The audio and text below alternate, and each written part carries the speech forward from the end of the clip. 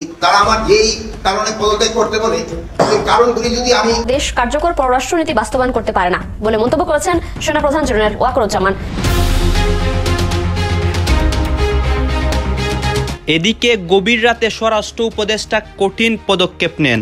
দেশের পরিস্থিতি ভয়াবহ দিকে যাওয়াতে সবাই কেঁপেছে। শিক্ষার্থীরা পদত্যাগের আলটিমেটাম দেওয়ায় এইটা করতে তিনি বাধ্য হয়েছেন। সেনাপ্রধানও কঠিন অবস্থান নেন দেশের ভয়ঙ্কর পরিস্থিতির জন্য। স্বরাষ্ট্র উপদেষ্টার পদত্যাগের দাবিতে এরকম অযোগ্য অথর্ব স্বরাষ্ট্র উপদেষ্টা বাংলাদেশে থাকলে ওনার পরিবার ছাড়া দেশের সকল মানুষ আসলে নিশ্চিন্তে বাড়ি ফিরতে পারবে কিনা, ঘুমাতে পারবে কিনা, ব্যবসায়ীরা ব্যবসা করতে পারবে কিনা, রাত 9টার পরে আপনি ঘর থেকে বের হতে পারবেন কিনা প্রশ্ন দেখা দিয়েছে। চিবিয়ে চিবিয়ে কথা বলা অযোগ্য একটা লোক। কালকে দেখলাম পুলিশের সমাবর্তন প্রোগ্রামে দেখে রিডিং পড়ে। যারা এই কাজগুলি করতেছে তাদের আমি ঘুম হারাম করে দিব এবং তারা কোথাও কোনো স্থান পাবে না। দিনে রাতে যে জায়গায় হোক না কেন তাদের কোথাও কোনো স্থান হবে না। 10:30টার পরের ঘটনা। রাজধানীর বনশ্রী ডি ব্লকে দোকান বন্ধ করে সি ব্লকে নিজের বাসায় ফিরছিলেন স্বর্ণ ব্যবসায়ী আনোয়ার হোসেন। হঠাৎ করে 3টি মোটরসাইকেলে করে আসা দুর্বৃত্তরা ঘিরে ধরে তাকে, গুলি করে ও কুপিয়ে ছিনিয়ে নিয়ে যায় সাথে থাকা স্বর্ণালংকার ও নগদ অর্থ। ডক্টর মোহাম্মদ ইউনূসের অন্তর্বর্তী সরকারের সাথে বিভেদ বাড়ছে বাংলাদেশ সেনাবাহিনীর। জাতীয় নির্বাচন অনুষ্ঠানের জন্য বাংলাদেশের সেনাপ্রধান জেনারেল ওয়াকারুজ্জামান বাংলাদেশ সরকারের শীর্ষে পরিবর্তনের কথা বিবেচনা করছেন। এমনকি প্রয়োজনে জারি করা হতে পারে রাষ্ট্রপতির জরুরি ক্ষমতা। ডক্টর ইউনূস সাহেব কলা গাছের লাগান দাঁড়িয়ে আছে, চুপচাপ দাঁড়িয়ে আছে। দেশে কোনো না পাইতে পুলিশের কাছে গেলে ওনারাই বলে যে আমরা তো ভাই নিজেরাই একটু দুর্বল। তাহলে পুলিশরা দিলে কথা বলে। বাংলাদেশের ইতিহাসে নতুন ঘটনা ঘটলো। কোনো স্বরাষ্ট্রমন্ত্রী কিংবা স্বরাষ্ট্র উপদেষ্টা রাত 3টার পরে সংবাদ সম্মেলন করলেন, জরুরি সংবাদ সম্মেলন। হ্যাঁ, গভীর রাতের সংবাদ সম্মেলনেই অনেক কিছু প্রকাশ হয়েছে। দর্শক শ্রোতা, স্বরাষ্ট্র উপদেষ্টাকে নিয়ে অনেক কথা উঠেছে। শিক্ষার্থীরা রাজপথে নেমেছে এবং স্বরাষ্ট্র উপদেষ্টার পদত্যাগ চাচ্ছে। অবশেষে স্বরাষ্ট্র উপদেষ্টার বক্তব্যের মাধ্যমেই সবকিছুর সমাধান হয় এবং তিনি কিন্তু সর্বশেষ একটা বক্তব্য দেন। সেই বক্তব্য দেখে সারা বিশ্ব অবাক হয়ে গিয়েছে। গাইজ, আপনারা সবাই জানেন দেশের বর্তমান পরিস্থিতি, চারদিকে ডাকাতি হচ্ছে, ছিনতাই হচ্ছে, অনেক ঝামেলা হচ্ছে। এইগুলোর সমাধান না পেয়ে সাধারণ মানুষরা রাজপথে নেমেছে এবং স্বরাষ্ট্র উপদেষ্টার বিপক্ষে গিয়ে তারা এইসব কথা বলতেছে। এইসব বিষয় পর্যালোচনা করে আমরা অনেক তথ্য পাই এবং ভিডিও পাই। সব কিছুই আপনাদের সামনে এক এক করে ধারাবাহিকলি তুলে ধরবো। ভিডিওটা কিছুটা লং হবে কিন্তু অনেক তথ্য জানতে পারবেন। সর্বশেষ সেনাপ্রধান এইসব বিষয়ের সমাধান কি দেন। আপনারা সবাই জানেন বাংলাদেশ সেনাবাহিনী বাংলাদেশের আস্থার প্রতীক। এখন ঠিক তেমনটাই হচ্ছে। আসুন দর্শক, আপনাদের জন্য যে নিউজগুলো রেডি করেছি সেগুলো আগে দেখে আসি এবং ভিডিও শেষে আমাদের গুরুত্বপূর্ণ মন্তব্যগুলো করি এই বিষয়গুলো নিয়ে। গদি স্যার, আমি ওইটার সাথে সহমত পোষণ করছি। ছাত্ররা ক্ষিপ্ত হয়ে ঢাকা ইউনিভার্সিটি থেকে যে আওয়াজ তুলেছে স্বরাষ্ট্র উপদেষ্টার পদত্যাগের দাবিতে, এরকম অযোগ্য অথর্ব স্বরাষ্ট্র উপদেষ্টা বাংলাদেশে থাকলে ওনার পরিবার ছাড়া দেশের সকল মানুষ আসলে নিশ্চিন্তে বাড়ি ফিরতে পারবে কিনা, ঘুমাতে পারবে কিনা, ব্যবসায়ীরা ব্যবসা করতে পারবে কিনা, রাত 9টার পরে আপনি ঘর থেকে বের হতে পারবেন কিনা প্রশ্ন দেখা দিয়েছে। চিবিয়ে চিবিয়ে কথা বলা অযোগ্য একটা লোক। কালকে দেখলাম পুলিশের সমাবর্তন প্রোগ্রামে দেখে রিডিং পড়ে। এরা উপদেষ্টা, এরা সংস্কার করবে। ঠিকমতো কথা বলে মুখ দিয়ে ছেবা হে 3বার, হ্যাঁ করবো সংস্কার। দেখেন, গতকালকে রাজধানীর বনশ্রী এলাকায় প্রকাশ্যে 20 বছরে এমন ঘটনা ঘটে নাই। বাড়ির সামনে একের পর এক গুলি করে একজন ব্যবসায়ীর 120 ভরি স্বর্ণালংকার লুট। এখানে না, মোহাম্মদপুরে আপনার দেখা গেছে যে প্রকাশ্যে রিক্সা থামিয়ে চাঁদাবাজি ছিনতাই। কালকে আমরা যদি দেখি একের পর এক ঘটনা, শঙ্করের সশস্ত্র মহড়া, ডাকাত আতঙ্কে মসজিদে মাইকিং, স্থানীয় পোলাপাইন নিজেরা আপনার এলাকার পাহারা দেওয়ার জন্য দায়িত্ব নিচ্ছে। তো এদেশে আমাদের স্বরাষ্ট্র উপদেষ্টা বা আইন শৃঙ্খলা বাহিনীর প্রয়োজনীয়তা কি? এখন আইন শৃঙ্খলা বাহিনীর প্রতি কি হয়েছে, মানুষের ভয় কেটে গেছে। কালকে দেখলাম এক পুলিশ এক লোকের 1000 টাকা মামলা দিছে। সে উল্টা পথে বাইক চালাইছে, পুলিশ অফিসার লিগেল, 5 জনে ব্যাটারে ধমকাইয়া থাপড়ানোর মতন অবস্থা। তা আপনি কোথায় কি করবেন? ও যে লাঠি দিয়া বাড়ি দিয়া যে পুলিশ কর্মকর্তা ভাইরাল হয়েছে, ভাই সব জায়গাতে এরকম লাঠির বাড়ি রাস্তা দিয়া কাজ হলে ভালোই হইতো। আমাদের এই স্বরাষ্ট্র উপদেষ্টা জাহাঙ্গীর নিজের মানে লাইফস্টাইল উন্নত করা ছাড়া, এই যে জুলাই আগস্ট পোলাপাইন মরছে, কয়েকজন ছাত্র উপদেষ্টা আর কিছু পিনাকি দাদার ভাষায় ডাইপার পরা বুড়া, এরা ছাড়া কথাই কইতে পারে না, এনার্জি নাই। সংস্কার করবে এরা? ডক্টর ইউনূসের এই সরকারকে ডুবানোর জন্য এরকম 2-4টি উপদেষ্টা এনাফ। খালি চাপাবাজি মারা, সংস্কার সংস্কার, মানুষ বিরক্ত। আর এই পরিস্থিতিতে আমাদের ছাত্র উপদেষ্টারাও নিজেদের রাজনৈতিক দল নিয়ে ব্যস্ত, কমিটি নিয়ে ব্যস্ত, এরা প্রটোকল পাচ্ছে, এরা সকল ধরনের সুযোগ সুবিধা, চপ্পল পরে রাস্তায় ঘুরতো, এরা এখন মানে নামি দামি ব্র্যান্ডের গাড়িতে ঘুরে। আসলে দেশের মানুষ কি পাচ্ছে রাইট নাও? আছে কার উদ্যোগে নিয়া? ডক্টর ইউনূস সাহেব ভালো মানুষ, এত ভালো হইলে আবার দেশ চালানো যায় না। একটা রাজাকে চালাইতে গেলে তার সীমান্ত মানে তার যে সৈন্যবাহিনী, এটাকে অ্যাক্টিভ থাকতে হয়, সেনাপতি অ্যাক্টিভ থাকতে হয়।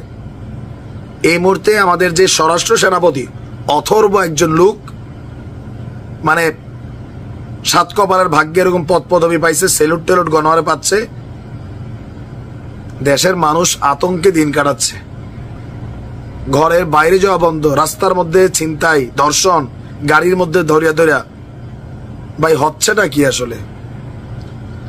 স্বরাষ্ট্র উপদেষ্টার আগামী 24 ঘন্টার মধ্যে পদত্যাগ করা উচিত। করবে না, করবে না, কারণ কি? গন্ডারের চামড়া, চেয়ারে বসছে তো মানে মজা নিচ্ছে। তো রাজনীতিবিদদের দোষ আপনি কি দিবেন? কিসের পদত্যাগ করবে? এরা তো সংস্কার করতে আসছে, এরা করে পদত্যাগ? একজনকে দেখছেন দায়ভার নিয়ে পদত্যাগ করতে? কি বলবো ভাই, আসলে মানুষ কি বলা শুরু করতেছে, আগেই ভালো ছিলাম, ব্যাংক লুট হয়েছে ভাই, আমার তো জীবন যায় নাই, আমার মেয়ে তো ধর্ষণ হয় নাই, আমি তো রাস্তায় ছিনতাইয়ের শিকার হয় নাই। এই কথাগুলো উঠছে কেন? উঠছে এই অথর্ব স্বরাষ্ট্র উপদেষ্টার কারণে। সরকার চালাইতে না পারলে ইউনূসের উচিত আপনি আপনার সরকার ভেঙে নির্বাচন দেন, রাজনৈতিক সরকার আসুক, তারা না পারলে জনগণ তাদেরকে 5 আগস্টের মতন প্রত্যাখ্যান করবে। যে আম চিপতে পারেন এটা ধৈর্য বসা দরকার নাই। স্বরাষ্ট্র উপদেষ্টার কথা বলছিলাম, বাংলাদেশের ইতিহাসে এরকম ঘটনা আমরা দেখিনি। বাংলাদেশের ইতিহাসে গভীর রাতে অনেক ঘটনা ঘটেছে। আমরা গুলশান হোটেলে, গুলশানের একটা হোটেলে যে ডাকাতরা ঢুকেছিল, অর্থাৎ সন্ত্রাসী জঙ্গিরা ঢুকেছিল, সেই কাণ্ড আমরা দেখেছি। মতিঝিলে আমরা শাপলা চত্বরের ঘটনা গভীর রাত পর্যন্ত দেখেছি।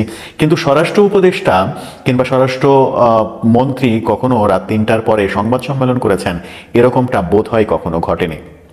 দেশে একেবারে জরুরি অবস্থা যদি তৈরি না হয়, তা না হলে এরকম ঘটনা ঘটার কথাও নয়। কি এমন জরুরি পরিস্থিতি তৈরি হলো যে স্বরাষ্ট্র উপদেষ্টাকে রাত 3টার পরে তিনি রাত 3টা 5 মিনিটে সাংবাদিকদের সঙ্গে কথা বললেন, নিজের ঢাক অনেকটা নিজে পেটালেন, তিনি নিজেকে সফল দাবি করলেন, বললেন আইন শৃঙ্খলা পরিস্থিতি কীরকম ছিল আপনারা জানেন, সেখান থেকে আমি অনেক কন্ট্রোল করে এনেছি। মূলত তার সংবাদ সম্মেলন করার কারণটা হচ্ছে আজকে সারা দিনে রাতে, আজকে মানে গতকালকে সারাদিনে রাতে যে ঘটনাগুলো ঘটেছে, প্রায় 10টিরও বেশি ছিনতাই ডাকাতির ঘটনা ঘটেছে। ব্যবসায়ীকে প্রায় 4টির বেশি গুলি করে 10-12 রাউন্ড গুলি ফুটিয়ে ছিনতাইয়ের ঘটনা ঘটেছে, ডাকাতির ঘটনা আমরা দেখেছি।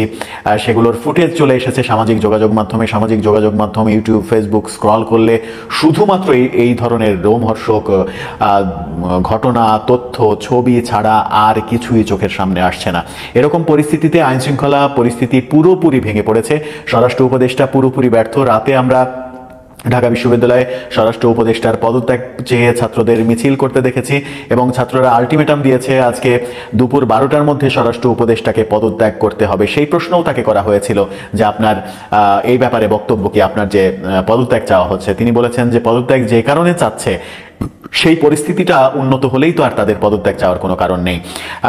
অনেকটা নিজের ঢাক নিজে পেটালেন। তিনি বললেন যে হাস্যকর হলেও সত্য, তিনি তার সমস্ত ব্যর্থতার দায় আওয়ামী দোসরদের উপরে চাপালেন। বললেন যে বাংলাদেশে এখন যে অরাজক পরিস্থিতি হচ্ছে, ছিনতাই, চুরি, ডাকাতি, ধর্ষণের ঘটনা ঘটছে, ঢাকা বিশ্ববিদ্যালয়ের নারীদের পক্ষ থেকে দাবি উঠেছে যে নারীদের নিরাপত্তা ব্যাপারে স্বরাষ্ট্র উপদেষ্টা এবং আইন উপদেষ্টা পুরোপুরি ব্যর্থ হয়েছে, তাদের পদত্যাগ করা উচিত।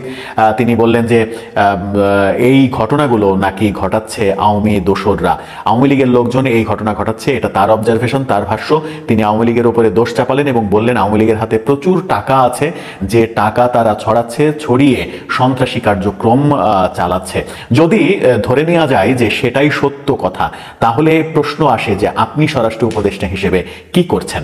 এই গভীর রাতে আপনি আইন শৃঙ্খলা রক্ষাকারী বাহিনীর সঙ্গে মিটিং করছেন, সেটা ভালো কথা, কিন্তু আপনার আইন শৃঙ্খলা বাহিনী কি করছে? এই যে দেশে প্রতিদিন একের পর এক ঘটনা ঘটছে, বাসে ধর্ষণের মতো ঘটনা বাংলাদেশে প্রথমবার আমরা দেখলাম। এর আগে ইন্ডিয়াতে ঘটার ঘটনা আমরা শুনেছি, সেটা নিয়ে আফসোস করেছি, প্রতিবাদ করেছি।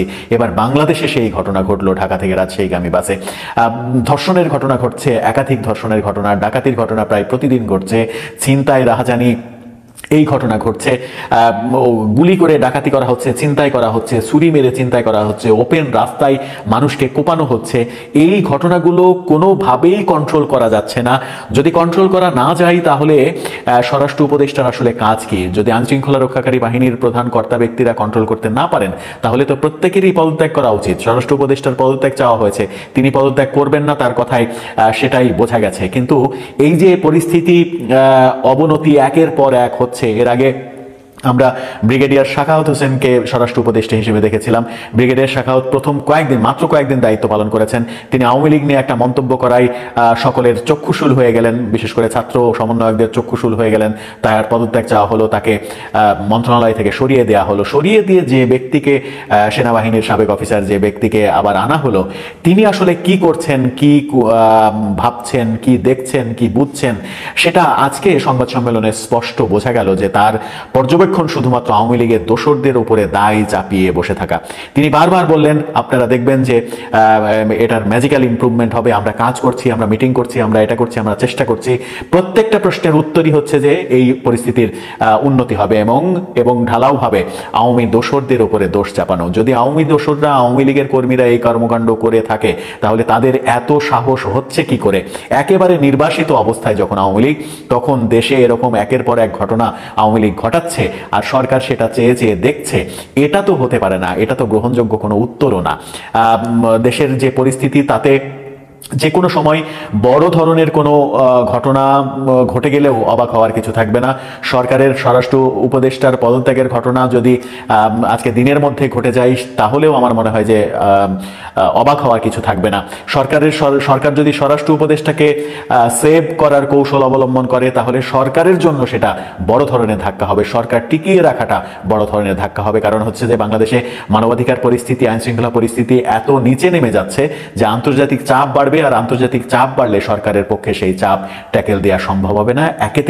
একের পর এক চাপ কিন্তু সরকারের উপরে রয়েছে। দর্শক, আপনার কি মনে হয় এই যে মধ্যরাতে না, শেষ রাতে এসে স্বরাষ্ট্র উপদেষ্টা সংবাদ সম্মেলন করলেন এবং তার মুখস্থ কিছু কথা বললেন, নিজের দায় সারা গোছের কথা বললেন, নিজেকে সফল দাবি করলেন? আপনারা জানেন যে আওয়ামী দোসররা তারা দেশকে অস্থিতিশীল করার জন্য সব ধরনের চেষ্টা করতেছে। যেহেতু তারা প্রচুর টাকা দেশ থেকে স্থানান্তর করেছে, ওই টাকা তারা এখন ব্যবহার করতেছে। এই টাকা ব্যবহার করে দেশকে একটা অস্থিতিশীল পরিস্থিতি করার চেষ্টা করতেছে। আমরা এইটা কোনো অবস্থায় করতে দিব না। আমরা যেভাবে হোক এটা প্রতিহত করব। দিনে রাত্রে যেখানে আমাদের বাহিনীর প্রয়োজন হবে তারা সেখানে যাবে এবং এটাকে প্রতিহত করবে। আপনারা জানেন, আমি আপনাদের সামনে দায়িত্বহীনভাবে বলতে চাচ্ছি, আমি এই আওয়ামী যারা এই কাজগুলি করতেছে তাদের আমি ঘুম হারাম করে দিব এবং তারা কোথাও কোনো স্থান পাবে না। দিনে রাতে যে জায়গায় হোক না কেন, তাদের কোথাও কোনো স্থান হবে না। আরেকটা আমি আপনাদের কাছে দায়িত্বহীনভাবে বলতেছি যে আমার বাহিনীকে আমি ইনস্ট্রাকশন দিয়েছি, তাহলে তাদের টহল কার্যক্রম আরও বৃদ্ধি করবে। আগামীকাল থেকে যেন কোথাও কোনো কিছু না ঘটে, এই জন্য তারা ব্যবস্থা নেবে। এবং আমি বাহিনীর সবাইকে আমি এই ইনস্ট্রাকশন দিয়েছি এবং তারা এটা ভালোভাবে কার্যকর করবে। এবং তারা যদি ভালোভাবে কার্যকর করতে না পারে, তবে তাদের বিরুদ্ধে আমি একটা অ্যাকশন নিব। তো আপনারা দেশবাসীকে আশ্বস্ত করবেন আইন শৃঙ্খলা পরিস্থিতি দিনে দিনে আরো উন্নতি হবে এবং এটা অবনতি হওয়ার কোনো সম্ভাবনা নাই। এবং দেশকে যারা অস্থিতিশীল করার চেষ্টা করতেছে তাদের কোনো অবস্থায় আমরা ছাড় দিব না। এই আওয়ামী দোষরদের আমরা কোনো অবস্থায় ছাড় দিব না। তাদের কাছে প্রচুর টাকা আছে, এই টাকা তারা বিভিন্ন জনের মধ্যে বিভিন্নভাবে ছড়াচ্ছে এবং দেশে একটা অস্থিতিশীল পরিস্থিতি চেষ্টা করতেছে, কিন্তু তারা কোনো অবস্থায় সাকসেস হবে না। এবং আমরা যেভাবে হোক আইন শৃঙ্খলা পরিস্থিতি দিনে দিনে উন্নতি করতে থাকবো এবং এই যে ডেভিড হান্টের মাধ্যমে আমাদের কার্যক্রম অব্যাহত থাকবে এবং এই সন্ত্রাসীরা কোথাও কোনো জায়গায় ঘুমাতে যেন না পারে বা বসতে যেন না পারে, দাঁড়াতে যেন না পারে, এই ব্যবস্থা আমরা করবো। মাননীয় উপদেষ্টা, আমাকে শেষ হচ্ছে, আমরা প্রশ্ন করবো। বলেন। আচ্ছা, আপনি জানেন কি আজকেও দুটি ছিনতাইয়ের ঘটনা ঘটেছে এবং একজনকে একেবারে ওপেন ভাবে 4টি গুলি করে তার থেকে 160 ভরি স্বর্ণ ছিনতাই করার ঘটনা ঘটেছে। এগুলোর পেছনে কি আপনি সে আওয়ামী দোষরদেরই দেখছেন না অন্য কেউ এই সুযোগটি নিয়ে এই কাজটি করছে, কি মনে করছেন? এইটা এই দোষরটাই বেশি জড়িত। এইটা এলাকাটা হলো বনশ্রী এলাকা, যে এই ঘটনাটা ঘটছে এটা আমার নজরে আছে। এখানে ওই জায়গায় যে আমার আইন শৃঙ্খলা বাহিনীর যারা লোক আছে, আমি তাদেরও যদি কোনো গাফিলতি থাকে আমি তাদেরও আইনের আওতায় আনবো। এই মুহূর্তে 2টি ডিবি টিম মতিঝিল বিভাগ কাজ করতেছে স্যার। আপনার পদত্যাগ দাবি করা হয়েছে কিছু সময় আগে। ঢাকা বিশ্ববিদ্যালয় এলাকায় শিক্ষার্থীরা বিক্ষোভ মিছিল করেছেন, সমাবেশ করেছেন, তারা আগামীকাল দুপুর পর্যন্ত সময় বেঁধে দিয়েছেন আপনার পদত্যাগের জন্য। এই বিষয়টি কি আপনার নজরে এসছে? এই আমার এই পদত্যাগের ব্যাপারে আজকে তো প্রথম না, মানে তারা আমার যেই কারণে পদত্যাগ করতে বলে ওই কারণগুলি যদি আমি উন্নতি করে দিতে পারি তো তার কোনো পদত্যাগের প্রশ্ন হয়। তারা চাচ্ছে আইন শৃঙ্খলা পরিস্থিতি উন্নতি। আমি আইন শৃঙ্খলা পরিস্থিতি যেন উন্নতি হয় আমি এই ব্যবস্থা করতেছি এবং এই আইন শৃঙ্খলা পরিস্থিতি আগের থেকে অনেক উন্নতি হয়েছে এবং এটা আরো উন্নতি হতে থাকবে। ডেভিল হান্টের অপারেশনের পর থেকে এখন পর্যন্ত প্রায় 8,500 কিলো গ্রেপ্তার হয়েছে আমরা দেখেছি। তারপরে আপনাদের একজন ঊর্ধ্বতন কর্মকর্তা কিন্তু বলেছে চাঁদাবাজি কমে গিয়েছে, কিন্তু ছিনতাই চুরি বাড়ছে, যেটা প্রতিনিয়ত আমরা রাতে দেখি। এখন যাদেরকে গ্রেপ্তার করা হলো তা আসলে তারা কারা? আর এই যে রাতে প্রতিনিয়ত যে ঘটনা ঘটছে, শুধুমাত্র রাতেই নয় সারা দেশেই ঘটছে আপনি দিকের ঘটনাগুলো, তাদেরকে কেন গ্রেপ্তার করা হচ্ছে না? আপনি গ্রেপ্তার কিন্তু করা হচ্ছে, বা যে পরিমাণ গ্রেপ্তার করা উচিত হয়তো সেই পরিমাণ হয়তো হচ্ছে না। যেমন ধরেন এই বাসে ডাকাতির জন্য কিন্তু অলরেডি 3 জনকে কিন্তু সাভার থেকে গ্রেপ্তার করা হয়েছে, গ্রেপ্তার হচ্ছে এবং গ্রেপ্তার এটা চলতে থাকবে। মাননীয় উপদেষ্টা, আমরা প্রথমে আসলে সশস্ত্র বাহিনীকে আসলে যতটা সক্রিয় দেখেছি, এখন আসলে হয়তোবা ওই উপস্থিতিটা আসলে দেখতে পাচ্ছি না। যে সেনাবাহিনীর প্রথম দিকে যে অভিযানগুলো ছিল, বিশেষ করে পরে নতুন সরকার আসার পরে শুরুর দিকে যে অভিযানগুলো ছিল, এখন আসলে এই মানে ব্যবধানটা কেন? আসলে এটার সাথে একটু যোগ করতে চাই। রাজুকে যেটা উত্থাপন করা হয়েছে আপনার পদত্যাগের সাথে, বলা হচ্ছে যে সেনাবাহিনীর যে ম্যাজিস্ট্রেসি পাওয়ার দেওয়া হয়েছে সেটা কি মানে পুরোপুরি কাজ করছে কিনা তারা জানতে চেয়েছেন। আমরাও একটু জানতে চাই সেটা আসলে কাজ করছে কিনা, সেটা কিভাবে কাজ করছে, কোন স্তরে কাজ করছে। ম্যাজিস্ট্রেসি পাওয়ার তাদের যে ক্ষেত্রে দেওয়া হয়েছে ওটা ঠিকভাবেই কাজ করতেছে। এই যে দেখেন সেনাবাহিনীর অফিসারও কিন্তু এখানে আছে, তারাও কাজ করে যাচ্ছে, তারাও কাজ করছে, সবাই কাজ করতেছে দেখি। কিন্তু আমরা একটু আগের থেকে পরিস্থিতি একটু ভালো দিকে গেছে, এটা আরো ভালো দিকে যেন যায় আমরা চেষ্টা করব এবং আমি এই ব্যাপারে আপনাদেরও একটু সহযোগিতা যাবে। আপনারা কিন্তু সব ব্যাপারে আমাদের সহযোগিতা করে যাচ্ছেন, ভবিষ্যতে আপনারা আমাদের সহযোগিতা করতে যাবেন। যেমন আপনি বিদেশি প্রচার মাধ্যমে আমাদের সম্বন্ধে অনেক কিছু আজে বাজে লিখতো, আপনারা কিন্তু এটা প্রতিবাদ করে। এবং ডক্টর মোহাম্মদ ইউনূসের অন্তর্বর্তী সরকারের সাথে বিভেদ বাড়ছে বাংলাদেশ সেনাবাহিনীর, এমন তথ্য জানিয়েছেন এক সময়কার বিবিসি সাংবাদিক সুবীর ভৌমিক। ভারতীয় সংবাদ মাধ্যম দ্য ফেডারেলে 22শে ফেব্রুয়ারি প্রকাশিত এক প্রতিবেদনে তিনি এ দাবি করেছেন, বাংলাদেশের সাম্প্রতিক সময় আইন শৃঙ্খলা পরিস্থিতির অবনতি ও যে অরাজকতা চলছে তা সেনাবাহিনীর ভাবমূর্তিকে প্রশ্নবিদ্ধ করছে। সুবীর ভৌমিকের প্রতিবেদনের চুম্বক অংশে বলা হয়েছে, বিশৃঙ্খলা থামাতে এবং জাতীয় নির্বাচন অনুষ্ঠানের জন্য বাংলাদেশের সেনাপ্রধান জেনারেল ওয়াকারুজ্জামান বাংলাদেশ সরকারের শীর্ষে পরিবর্তনের কথা বিবেচনা করছেন। এমনকি প্রয়োজনে জারি করা হতে পারে রাষ্ট্রপতির জরুরি ক্ষমতা, গঠিত হতে পারে নতুন তত্ত্বাবধায়ক সরকার। তবে সেই পরিবর্তনের ক্ষেত্রে সুবীর ভৌমিক কিছু যদি ও কিন্তুর কথা বলেছেন। সেনাবাহিনীর ভাবমূর্তিতে আঘাত হেনেছে বাংলাদেশের অরাজকতা, অন্তর্বর্তীকালীন সরকারের সঙ্গে বিভেদ বাড়ছে। রিপোর্টটির শুরুতে বাংলাদেশের বর্তমান পরিস্থিতি নিয়ে সেনাপ্রধান জেনারেল ওয়াকারুজ্জামানের হতাশার কথা বলা হয়েছে। রিপোর্টটিতে বলা হয়েছে, বাংলাদেশের সেনাপ্রধান জেনারেল ওয়াকারুজ্জামান সম্প্রতি এক শীর্ষস্থানীয় সম্পাদককে বলেছেন যে অবনতিশীল আইন শৃঙ্খলা পরিস্থিতি নিয়ন্ত্রণে নোবেলজয়ী ডক্টর মোহাম্মদ ইউনূসের নেতৃত্বাধীন অন্তর্বর্তীকালীন সরকারের ব্যর্থতায় তিনি হতাশ। ইউনূস প্রশাসন প্রকৃতপক্ষে একটি অবাধ ও সুষ্ঠু অংশগ্রহণমূলক নির্বাচন করতে পারে কিনা তা নিয়ে তিনি গুরুতর সন্দেহ পোষণ করেছিলেন। এখানে দুটো বিষয় লক্ষণীয়, একটি হলো দেশের বর্তমান নাজুক আইন শৃঙ্খলা পরিস্থিতি এবং দ্বিতীয়টি হলো দেশের মানুষের বহুল কাঙ্ক্ষিত একটি অবাধ, সুষ্ঠু ও নিরপেক্ষ জাতীয় সংসদ নির্বাচন অনুষ্ঠান। 20 ফেব্রুয়ারি একটি ভিডিওতে আমরা দেখিয়েছিলাম গত 5 বছরের মধ্যে এই মুহূর্তে দেশের আইন শৃঙ্খলা পরিস্থিতি সবচেয়ে নাজুক। পুলিশের তথ্য অনুযায়ী গত 5 বছরের মধ্যে কোনো একটি একক মাসে সবচেয়ে বেশি অপহরণের ঘটনা ঘটেছে গত জানুয়ারিতে। আবার একের পর এক ধর্ষণের ঘটনায় প্রতিবাদে সরব দেশের মানুষ।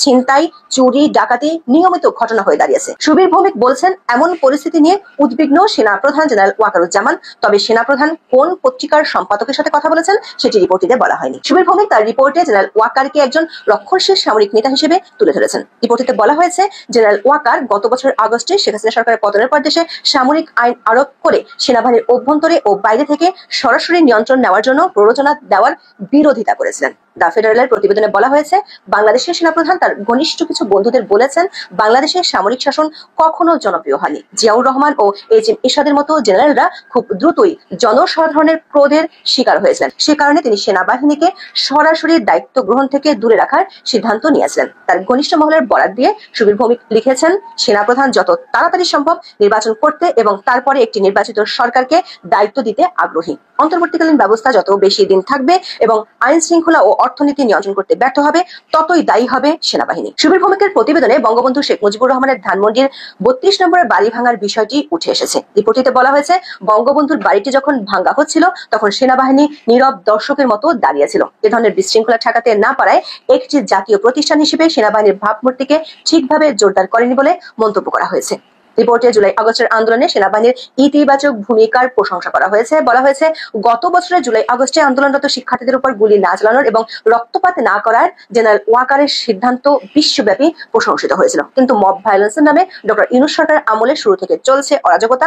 এরই মধ্যে যৌথ বাহিনীর অভিযান, সেনাবাহিনীকে ম্যাজিস্ট্রেসি ক্ষমতা দেয়া, 3 দফা সে ক্ষমতার মেয়াদ বাড়ানো এবং সবশেষ শয়তান খোঁজা অভিযান চালু করেও কোনো কুল কিনারা করতে পারছে না বাংলাদেশের অন্তর্বর্তী সরকার। সুবীর ভৌমিক তার প্রতিবেদনে বলেছেন, সর্বব্যাপী অরাজকতার মধ্যে নিছক দর্শক হিসেবে ভূমিকা রাখছে বাংলাদেশের সেনাবাহিনী। যেসব মানুষ ও প্রতিষ্ঠান বাংলাদেশের স্থিতিশীলতা ও নিরাপত্তা চায়, তাদের কাছে সেনাবাহিনীর এমন অবস্থা বাহিনীটির ভাবমূর্তিকে প্রশ্নের মুখে দাঁড় করাচ্ছে। রিপোর্টটিতে কোনো নির্দিষ্ট সূত্রের উল্লেখ না করে বলা হয়েছে, ইতিমধ্যে কেউ কেউ প্রশ্ন তুলেছেন যে দেশে আইন শৃঙ্খলা পুনরুদ্ধার করতে অক্ষম একটি সেনাবাহিনীকে কিভাবে জাতিসংঘের শান্তিরক্ষা দায়িত্বের জন্য বিশ্বাস করা যেতে পারে। জেনারেল ওয়াকার বুঝতে শুরু করেছেন যে তাকে কেবল প্রতিশ্রুতি দিতে হবে না, সিদ্ধান্তমূলক কাজ করতে হবে।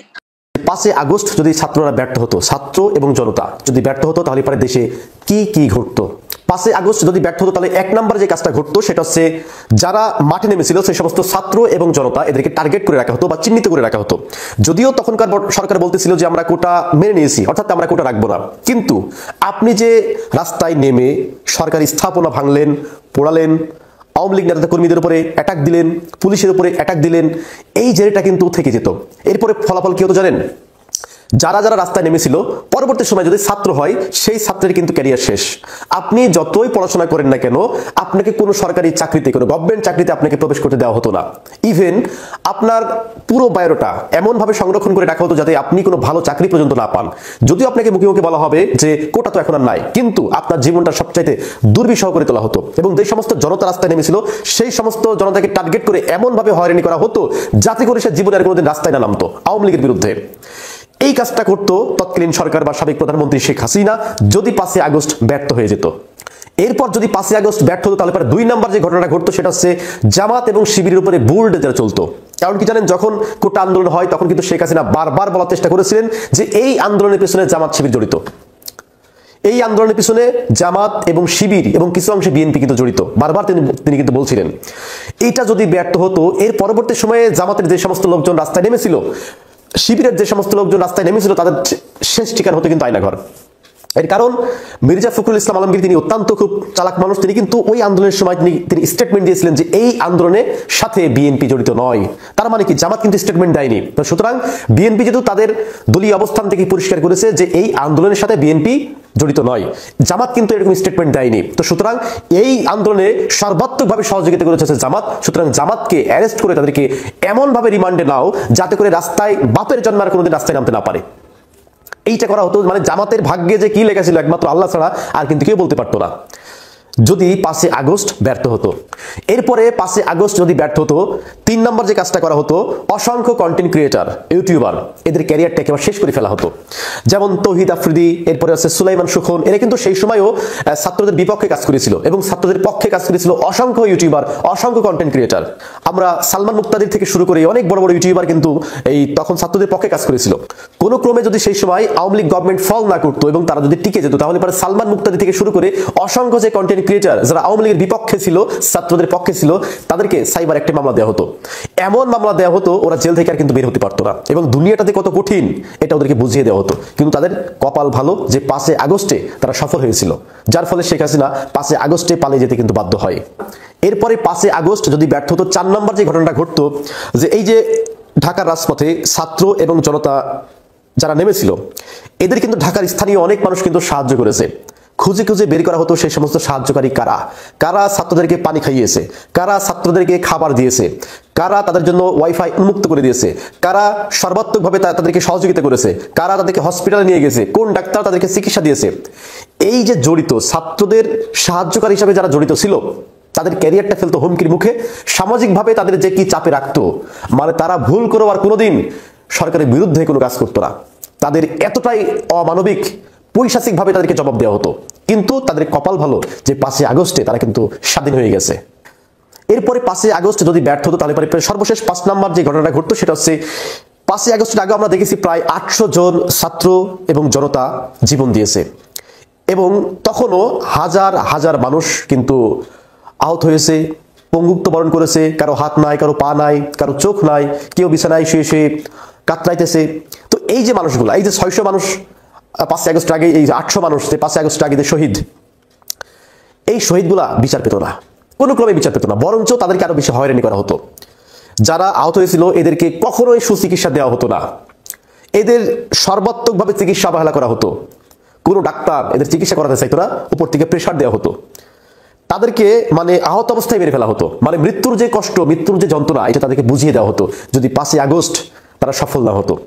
5 আগস্ট সফল হয়ে গেছে। একটা কথা বলতে চাই, দেখেন এরা যে বর্তমান একে অপরকে ধমক দিচ্ছে কিংবা এই যে হংকার দিচ্ছে পেটানোর, এটার আপনার পিছনে মূল একটাই রহস্য, যে ক্ষমতা নিয়ে এই বৈষম্য বিরোধী ছাত্র আন্দোলনকারী দলরা এরা বর্তমান আপনার সরকারি নির্বাচন করতে চায় কিংবা এরা সংসদে বসতে চায়, এবং কে হবে কোন এলাকার এমপি, কে হবে চেয়ারম্যান, কে হবে আপনার মেম্বার, বর্তমান এগুলা নিয়ে আসলে নিজেদের ভিতরে কামড়াকামড়ি, মানে ক্ষমতার লোভ।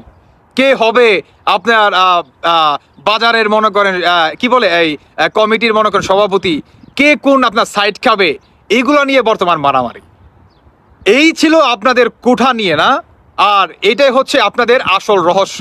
মানে এখন এমপি হবে কে, মন্ত্রী হবে কে, মেম্বার হবে কে, চেয়ারম্যান হবে কে, ভাইস চেয়ারম্যান হবে কে, না ডিস্ট্রিক্ট পর্যায়ে, থানা পর্যায়ে কে কোন নেতা হবে, বর্তমান এগুলো নিয়ে কি নিজেদের ভিতরে ফাটাফাটি লেগে গেছে। তো যেই কথাটা আসলে আমি বলতে চাচ্ছি, বাংলাদেশের সাধারণ মানুষ দেখেন, শুনেন একটা কথা বলি, আমরা হচ্ছে বাঙালি, মানে আমরা আবেগের বসে আইসা আসলে বিবেক হারায়া পরে দেখা যায় নিজেদের গোয়া নিজেদের মনে করেন থাপড়াই। তো এই থাপড়াতে যাতে না হয় তাই বলবো, যখন আমাদের বাংলাদেশে নির্বাচন হবে, আপনার একটা ভোট মনে রাখবেন অত্যন্ত গুরুত্বপূর্ণ। কারণ আপনার একটা ভোট আপনি যাকে খুশি তাকে দিবেন, তবে এটা দেওয়ার আগে একটু চিন্তা ভাবনা করবেন যে আপনি কাদেরকে দিচ্ছেন। গত 5 বছর মানে এরা আপনাকে বা আপনার পরিবার, আপনার প্রতিবেশী বা দেশটাকে এদের মোতাবেক মনে করেন পরিচালনা করবে, যেখানে এরা সমন্বয়ক অবস্থায় থাকা অবস্থায় বাংলাদেশে বর্তমান নিজেদের ভিতরে কে হবে এমপি মন্ত্রী নিয়ে মনে করেন মারামারি, ফাটাফাটি, একের পর এক মনে করেন এই ধরনের হংকার দিচ্ছে। আর এরা যদি সরকারে বসতে পারে আপনার ভোটের মাধ্যমে, তাহলে ভাবেন একটাবার যে আপনার প্রতি কি যাবে।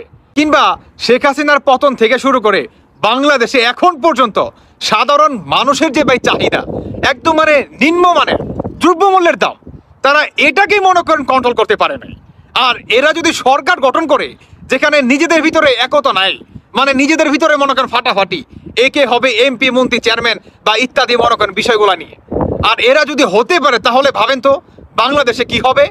এই আপনার 6 মাসে বা 7 মাসের ভিতরে বাংলাদেশে কিঞ্চিত পরিমাণ আপনার সংস্কার করতে পারছে? পারে নাই।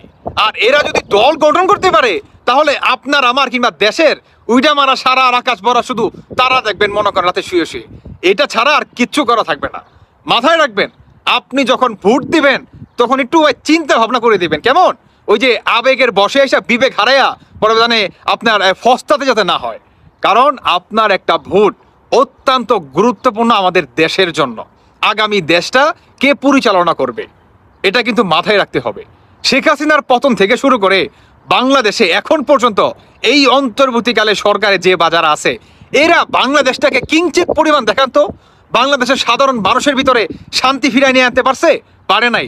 উল্টা কি হয়েছে, বাংলাদেশের ডাকাতি, হামলা, মামলা, চাঁদাবাজি, যারা নাকি ব্যবসায়ী তাদের ব্যবসা প্রতিষ্ঠান মনে করেন লুটপাট, একের পর এক এই ধরনের অরাজকতা প্রতিনিয়ত মনে করেন সৃষ্টি করতেছে। আর এরা যদি মনে করেন সরকার গঠিত করে তাহলে দেশটার কোন জায়গায় যাবে ভাবতে পারছেন? এরা এখন পর্যন্ত বাংলাদেশে আপনার চাঁদাবাজি মনে করেন কন্ট্রোল করতে পারে নাই, ডাকাতি মনে করেন কন্ট্রোল করতে পারে নাই। একের পর এক মনে করেন আপনার এই বাস গাড়ির মতো ঘটনায় আপনার কি মা বোনদের ইজ্জত পর্যন্ত মনে করেন সেফ না। আপনি হয়তো বা অনেক প্রবাসীরা দেশে থাকে না, তাদের আসলে বাসায় পুরুষ পোলা থাকে না, তাদের মা বোনদের বাজার সদাই করতে যেতে হয়। তো আপনার পরিবার ওই সেফটিটা পাবে? বলেন পাবে? পাবে না ভাই, কে দিবে? আর এই বাংলাদেশে তো বিচারও হবে না রে ভাই, কারণ আপনার পরিবার থেকে ওই সমন্বয়কর কিংবা এদের বৈষম্য বিরোধী আন্দোলনে একজনকে থাকতে হবে। তাও কি সাধারণ পর্যায়ে থাকলে হবে না, আপনাকে উচ্চ লেভেলে থাকতে হবে। তাহলে আপনার পরিবার, একান্ত আপনার পরিবার মনে করেন সেফ থাকবে। বুঝতে পারতেছেন? এরা গাজা প্রশ্ন দেখলেন এখানে কি কথা হচ্ছে। অনেকেই কিন্তু অনেক কথা বলতেছে, অনেকে আলোচনা করতেছে, অনেকে সমালোচনা করতেছে। বিশেষ করে স্বরাষ্ট্র উপদেষ্টার বক্তব্য দিকেছি, তিনি কি বলতেছেন, তিনি কিন্তু বারবার বলতেছেন তিনি দেশের পরিস্থিতি স্বাভাবিক করবেন এবং এইসব ঘটনা কে করতেছে তাদের নাম মেনশন করে তিনি বলতেছেন সবাইকে উচিত শিক্ষা দেওয়া হবে এবং স্বরাষ্ট্র উপদেষ্টার বিপক্ষে গিয়ে যে সাধারণ মানুষরা কেঁপেছিল, শিক্ষার্থীরা কেঁপেছিল, তাদেরকেও তিনি শান্ত করতে অনেক কথা বলেছেন। অন্যদিকে কিন্তু বাংলাদেশ সেনাবাহিনীকে নিয়েও কথা উঠছে। বাংলাদেশ সেনাবাহিনী আমাদের দেশটাকে স্বাধীন করতে অনেক সহযোগিতা করেছে, সাহায্য করেছে, এখনও ঠিক তেমনটাই তারা আমাদের দেশটাকে ঠিকভাবে পরিচালনা করতেছে। অন্যদিকে স্বরাষ্ট্র উপদেষ্টা কিন্তু তিনি বারবার বলেন তিনিও দেশের নিঃস্বার্থ তার তো কোনো নিজের স্বার্থ নেই, তিনি দেশের স্বার্থে অনেক কিছু করতেছেন এবং তিনি মানুষকে শান্ত করার জন্য গভীর রাতে একটা সংবাদ সম্মেলনের ডাক দিয়েছিলেন। দর্শক শ্রোতা, এতক্ষণ আপনাদেরকে যা কিছু দেখিয়েছি সব কিছু কিন্তু আমরা সোশ্যাল মিডিয়া থেকে সংগ্রহ করেছি। এখানে আমাদের নিজস্ব কোনো মন্তব্য নেই বা নিজস্ব কোনো সিদ্ধান্ত নেই। এইসব দেখে আপনাদের কি মনে হচ্ছে এবং আপনাদের মন্তব্য কি, এটা কিন্তু আপনারা অবশ্যই কমেন্ট বক্সে লিখে যাবেন। এবং আপনাদের কাছে একটা রিকোয়েস্ট থাকবে, আমার চ্যানেলটি সাবস্ক্রাইব করবেন এবং পাশে থাকা বেল আইকনটি অবশ্যই বাজিয়ে দেবেন যাতে করে নেক্সট ভিডিওটা সবার আগে আপনাদের কাছে পৌঁছায়। ধন্যবাদ।